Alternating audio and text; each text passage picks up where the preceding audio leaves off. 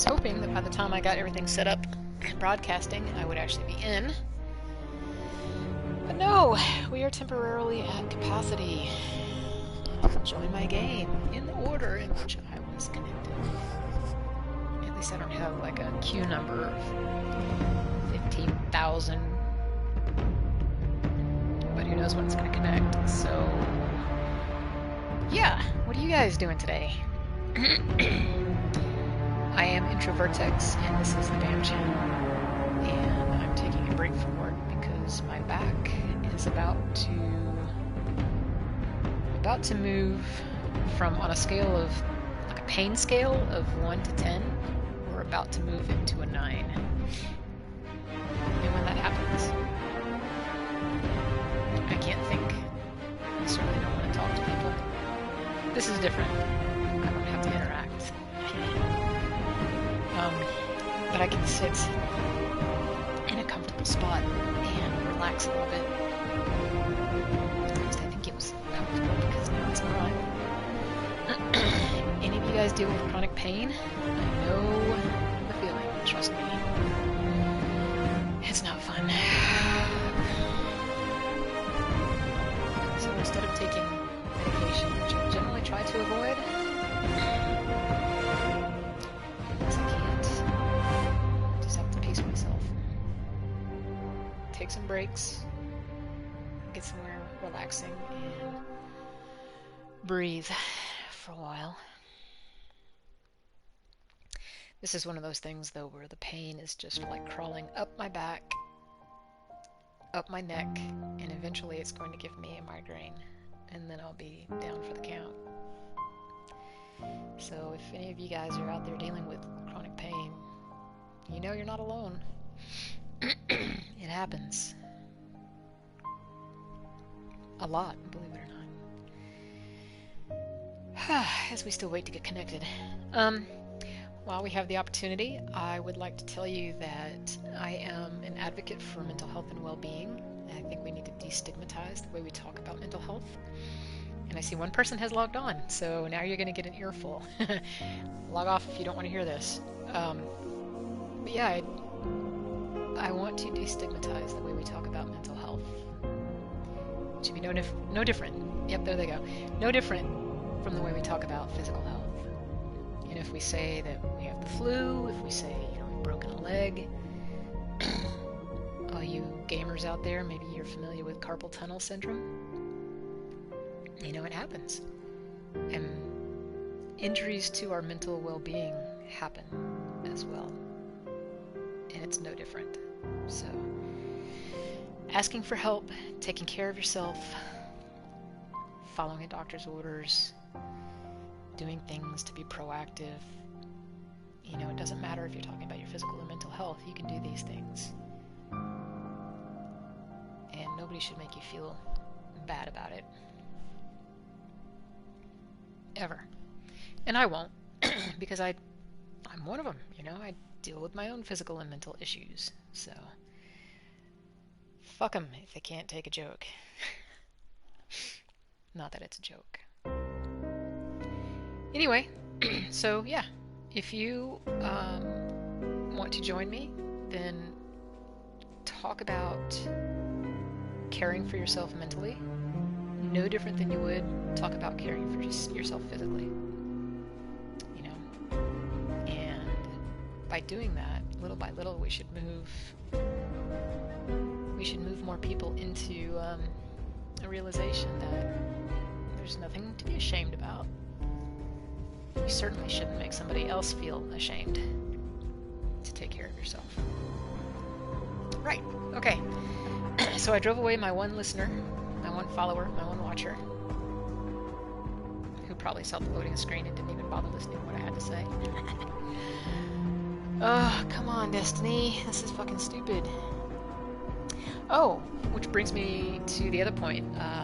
I do cuss a lot, so this channel is not necessarily for children under a certain age. But I am a retired Marine.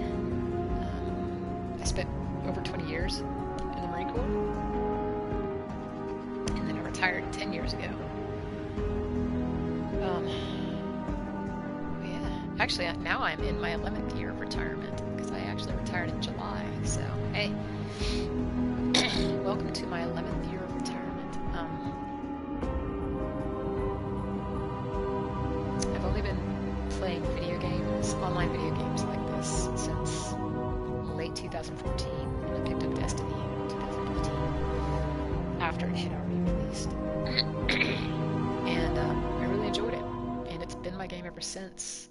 But I find that with Destiny 2, the content has just been, it's a template.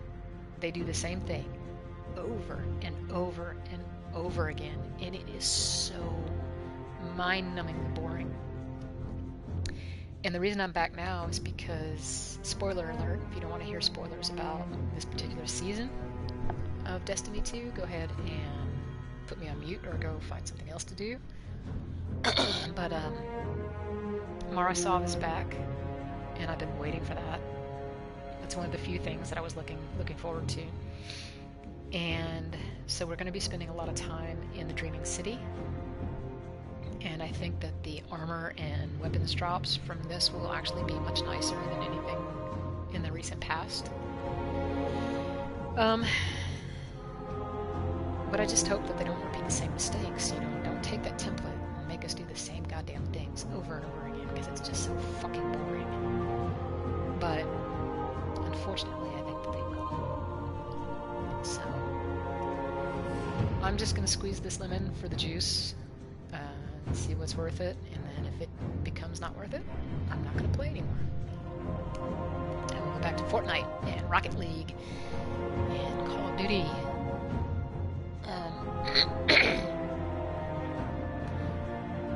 Black Ops Cold War is what I'm playing now, and I like multiplayer.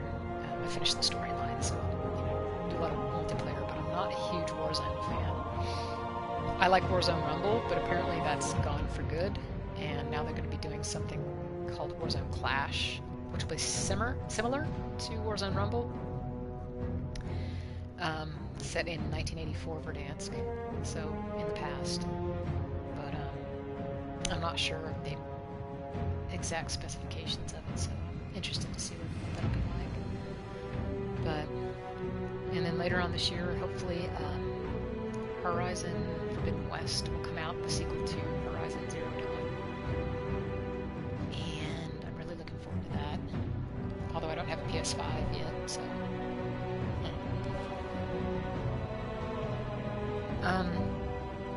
What else?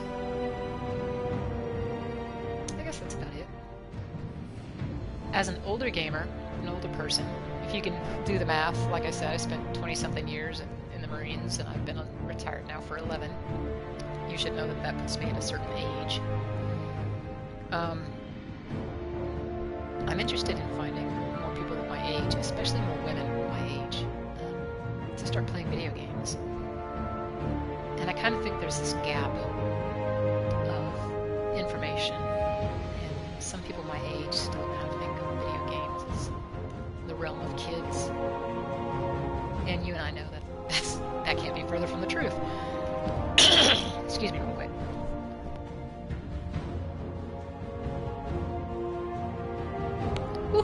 Okay, had to clear my throat.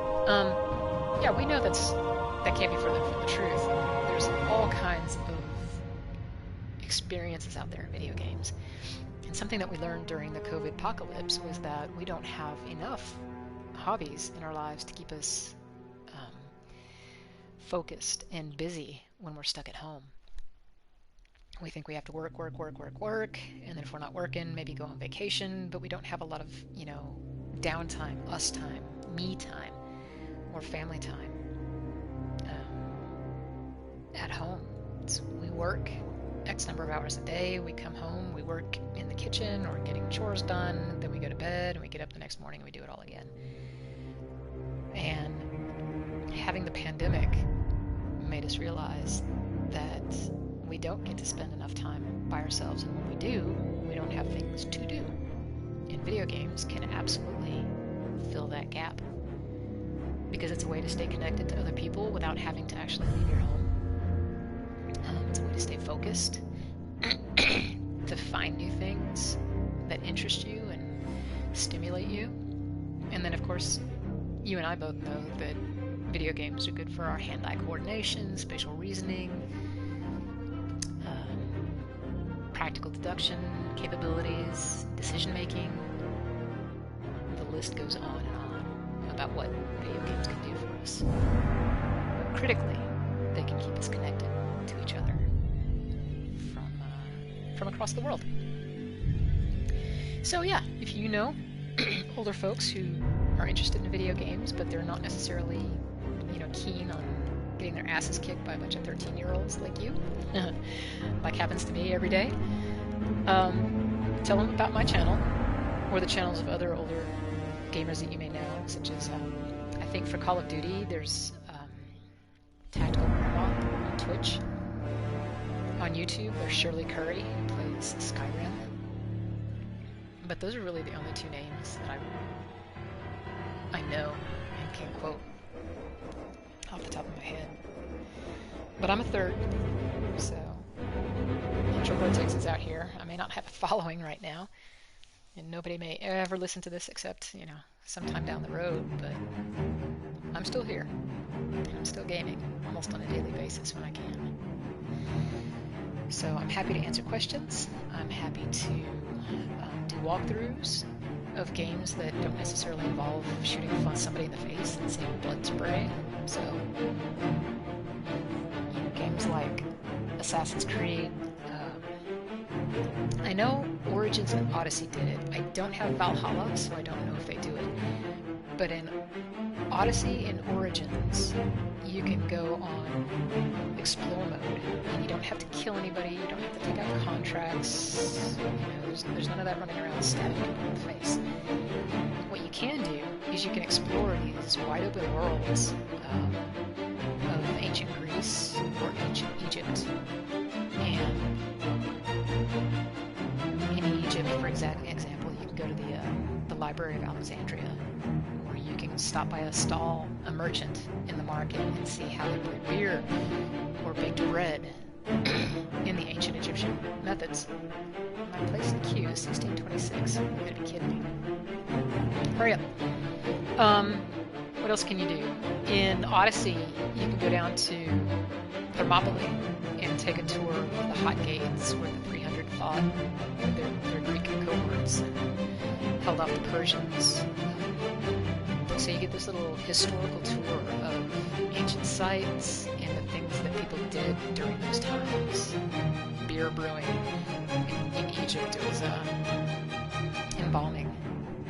There's even a little module you can stop by the mortuary assistants and learn how they did embalming. But it's fascinating, it's beautiful, it doesn't require killing people, and it's a little bit of a history lesson. So, puzzle games, things like Civilization, city building, what else?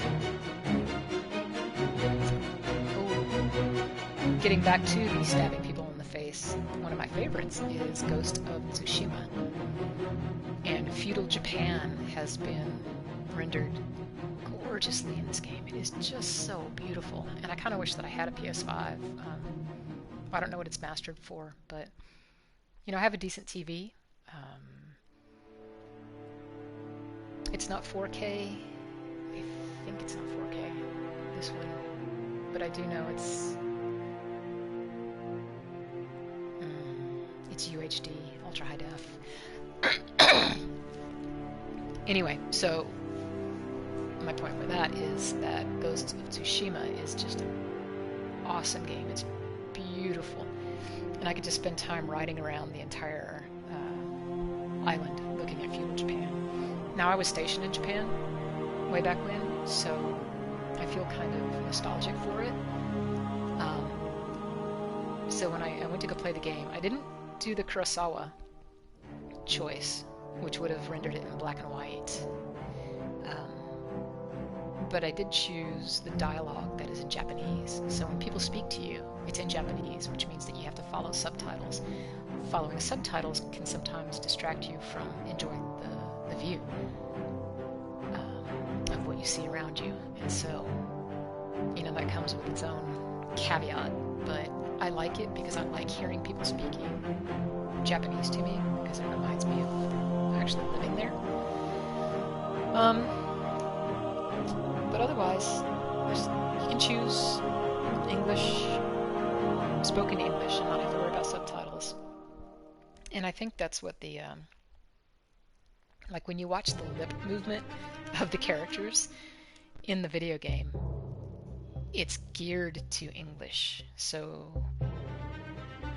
I believe that Japanese is actually what is dubbed, not the English.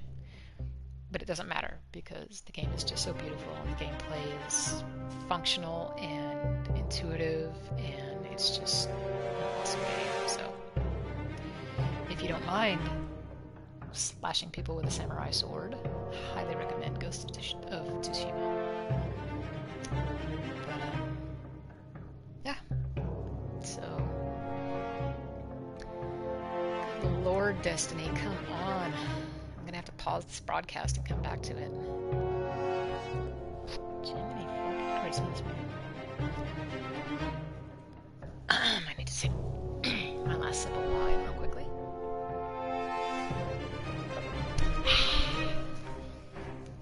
I don't have a lot of time for this, guys. I have to get back to work.